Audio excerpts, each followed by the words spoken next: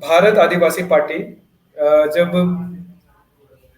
विभिन्न राज्यों में अलग-अलग सबकी ट्राइबल पार्टियाँ हैं, आदिवासी पार्टियाँ हैं, इनके रहते हुए भी आप कैसे एकजुट करेंगे आदिवासियों को, एक बैनर में कैसे लाएँगे? देखिए, इस बात को समझना विजय जी बहुत जरूरी है कि अगर आपका जो आइडिया है, जो आदिवासियत को लेकर के आपकी समझदारी अगर बहुत क्लियर है और आप अगर ईमानदारी से काम करते हैं, तो लोग आपको पसंद करेंगे, आपके साथ जुड़ेंगे।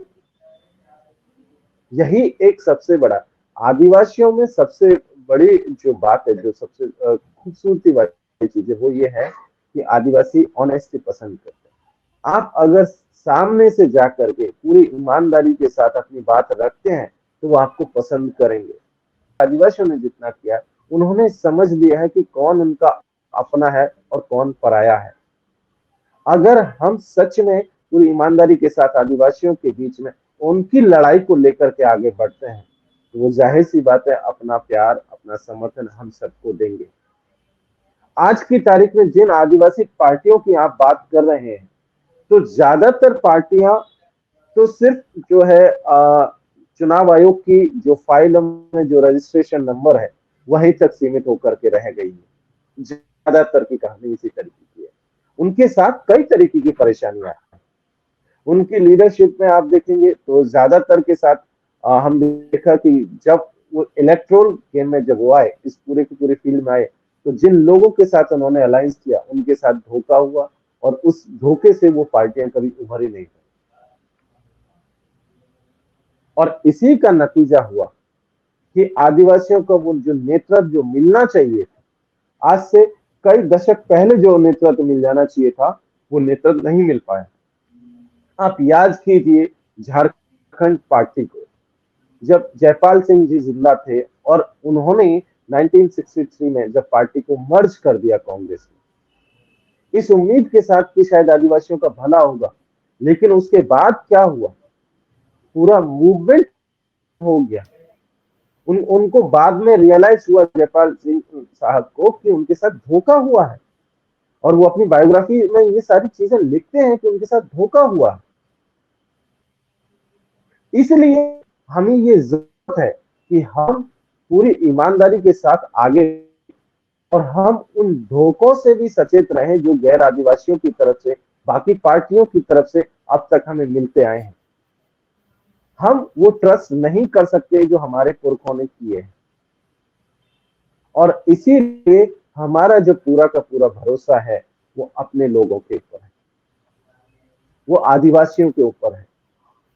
और वो भरोसा ही हमें ये उम्मीद देता है कि आने वाले दिनों में हमारे साथियों का जो प्रेम है, आदिवासियों का जो प्यार है, जो मोहब्बत है, वो हमें मिलेगी। और भारत आदिवासी पार्टी इस देश के 13 करोड़ लोगों का नेतृत्व करेगी। और आप देखिएगा आने वाले दिनों में, दरअसल ये पार्टी से ज्यादा एक मूवमेंट की शक्ल में आपको नजर आएगी। ये वो पार्टी नहीं है जो 5 साल में एक बार आपको चुनावों के दौरान देखने को मिले, या इसके लोग आपको चुनावी मैदान में सिर्फ प्रचार करते हुए देखें। ये वो पार्टी आपको नजर आएगी जो 365 दिन आपके साथ में खड़ी रहेगी। ये 24 घंटे इनके लोग आपके साथ में खड़े नजर आएंगे। और यही वो विश्वास है जो हमारे पास में है, और यही वो चीज है जो हम इस देश के 13 करोड़ आदिवासियों के साथ साझा करना चाहते हैं, कि हर परेशानी में भारत आदिवासी पार्टी आप सबके साथ में खड़ी हुई। जी भी।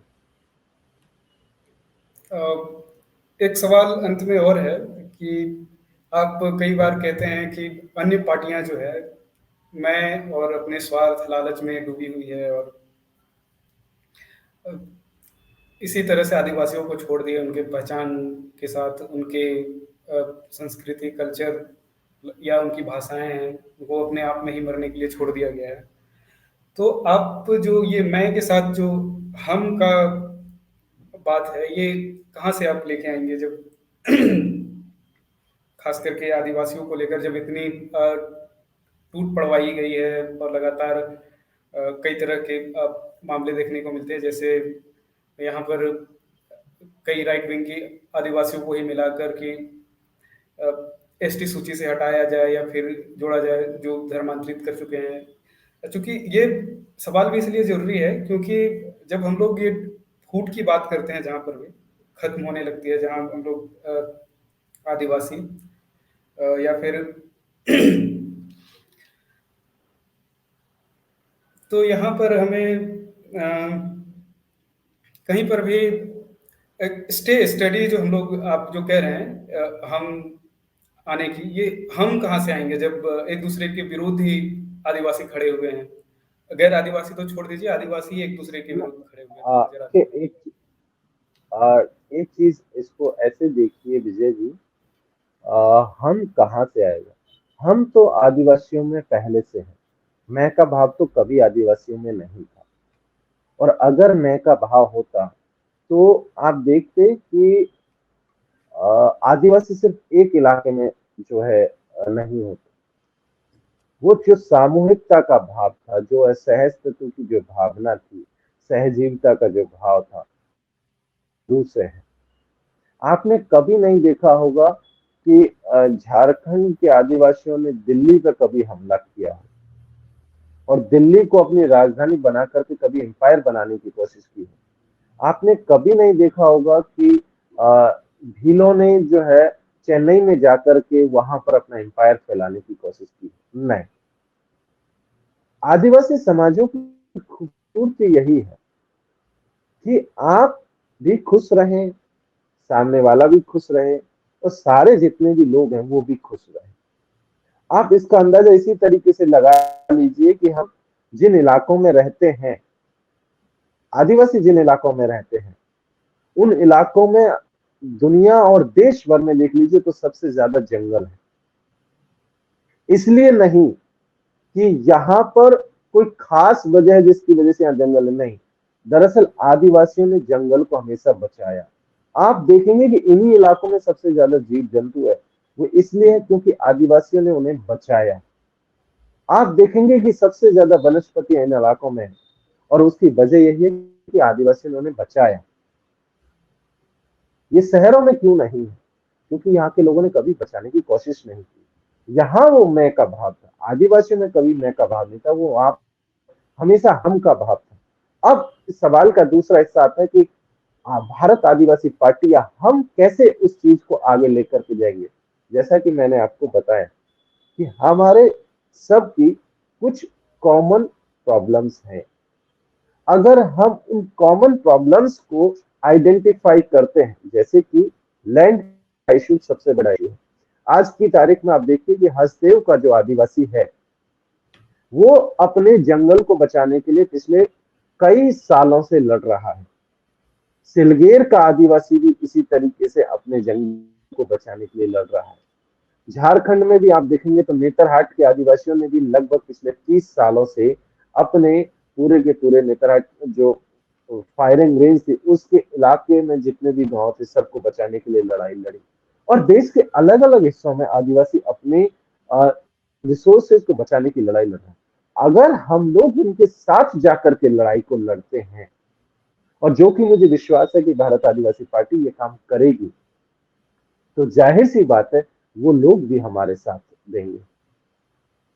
ये चीज है कि हम आगे से वॉलंटियर कर रहे हैं उन साथियों के साथ कंधे से कंधा मिलाकर के लड़ने के लिए, और वहीं से वो हम का भाव पैदा होगा। हम ये नहीं कह रहे हैं कि आप जो है आप अपना सब कुछ छोड़ दीजिए, नहीं। हम आपकी लड़ाई में साझीदार हैं। आपके तमाम तरह की जो लड़ाइयां हैं, रिसोर्सेज को बचाने की लड़ाई हो, चाहे इस देश के संविधान को बचाने की लड़ाई हो, राइट्स को बचाने की लड़ाई हो, भाषा संस्कृति को बचाने की लड़ाई हो, हर उस लड़ाई में भारत आदिवासी पार्टी साथ में है आदिवासी, और यहीं से वो भाव पैदा होगा। और यही वो चीज है जो हमारे पास है, जो हम कर सकते हैं, और यहीं से एक उम्मीद भी जगती है कि इसी के बेसिस पर हमारे जो तमाम इस देश के आदिवासी हैं वो हमारे साथ में जुड़ेंगे और हम उनके साथ में जुड़ेंगे और हम एक साथ जुड़ करके अपने अस्तित्व को बचाएं। जी भैया।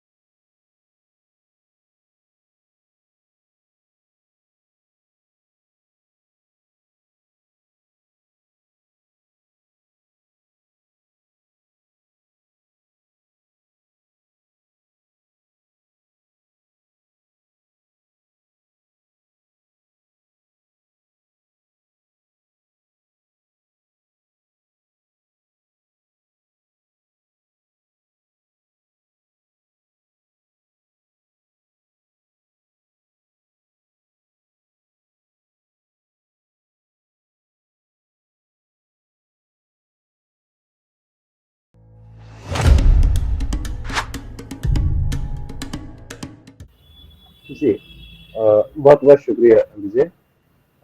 अगर हम लोग भारत आदिवासी पार्टी की बात करें और पूरे देश में भी अगर हम लोग देखें तो तमाम जितनी भी पार्टियां पिछले 150 सालों में रजिस्टर्ड हुई हैं उन सबका एक मकसद रहा है और वो मकसद ये है कि वो अपने लोगों के इंटरेस्ट को प्रोटेक्ट करे, उनके जो राइट्स हैं उन्हें दिलाए, उसके साथ साथ उनके जो मूल सवाल हैं जिनको अभी तक इग्नोर किया गया था उन सवालों को भी सामने लाए, उनका निदान खोजने की कोशिश करें।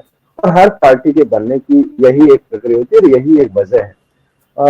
जब हम लोग भारत आदिवासी पार्टी की बात कर रहे हैं तो भारत आदिवासी पार्टी का भी मकसद वही है कि इस देश के आदिवासियों के जो सवाल हैं उन सवालों को सबके सामने लाया जाए।